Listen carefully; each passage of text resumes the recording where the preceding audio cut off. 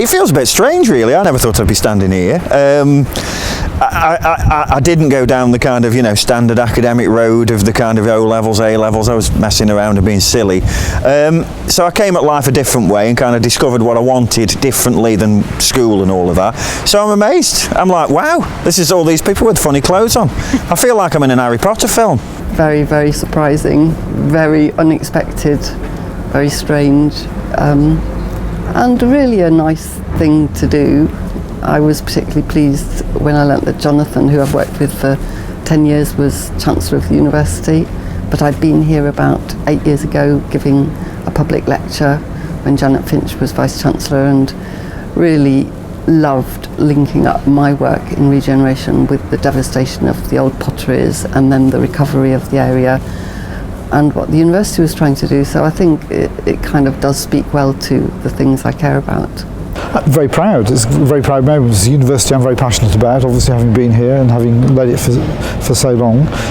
But I think to be awarded with something which says we appreciate what you've done just makes you feel very good. I feel very honoured to receive it. I've had a commitment and an interest in Keele really ever since I was 18, and this is a sort of icing on the cake. It's my third Keele degree, and I would say I was as proud of this one as I am of the other two, and that is actually setting the bar quite high. It feels amazing. It really does feel like an incredible honour, and I'm very grateful to the university for marking me in this way. I think it's been a wonderful time to come back here. I have very fond memories of Keele from the very beginning, from when I arrived here as a mature student. I felt it was a university that gave me a real opportunity, and I think I took so much away in terms of having such a broad-based education and really learning how to learn, and the skills that set me up for the rest of my professional career. That I owe them all to Keele. So coming back here for an honorary degree, and it's been incredibly well organised, has been an absolute pleasure.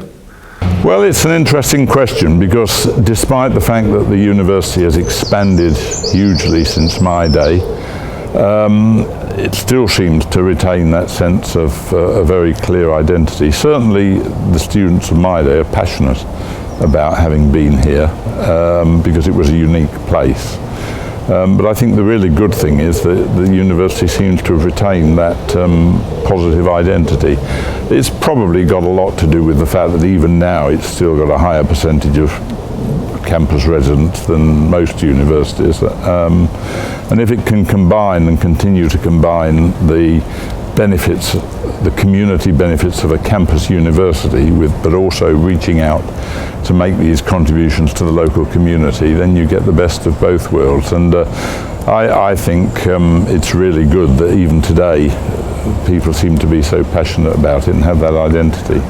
Key strength really is its sense of community, which means that students and staff really feel like great belonging to Keele, and that shows itself in the very high quality of teaching, very high quality of student experience that we get, very high quality in terms of job destinations for students. To be at or close to number one for in the National Student Survey and in destinations of graduates is just a real tribute to this as a great university. Well, I think Keele, when I was here, the thing it taught me was to try different things. When I was here, it kind of enforced you to do things very much out of your comfort zone. It forced me to take natural science as a subsidiary. It forced me to take social science subjects as well as art subjects. And I think it opened me up, in addition, for the first time, to a really diverse environment, to a diverse cultural, national environment, and that's something which I think started me out with having a more global outlook. And I also became addicted to that. So through my whole career, I've kind of followed organisations where I can work in an international group with that kind of a sense, rather than perhaps the more narrow national perspective. And it's something I've followed all my life. There's so much that they can do. When I was young, I was impatient. I wanted to change the world. Well, I had dreams of the things I could do. I had no idea I was going to end up teaching in Tanzania. I had no idea I'd be working in Spain under Franco. I had no idea I'd be going and living in the ghetto in Chicago, or that I'd end up working in the worst estates around this country. None of those things, where all the riots happened, basically. I think I worked in every riot area that Margaret Thatcher presided over, literally every single one. and yet it was because I really tried to do the things I thought mattered, which was helping people bridge gaps and get on in life, that I did get those experiences. So people never know what's around the corner, just go for it. I would say never dispense with the academic rigour that Keele has given you. Follow the evidence and follow the argument wherever it goes. They will go into work environments where they will find people who sometimes don't want to listen to evidence, ideologies will be imposed, etc. Just try and retain those skills in whatever environment you're working in.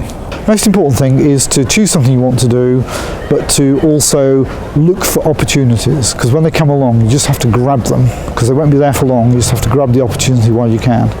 Yeah, I would certainly encourage them to seize opportunities. You know, when opportunities come along, take them. You know, I used to give myself a little maxim, which is, when in doubt, do it. You know, really do kind of, you know, if you're not sure whether to do something, take the risk. Because I think people regret more not taking risks when they're older rather than taking risks, even if some of them go wrong, you know.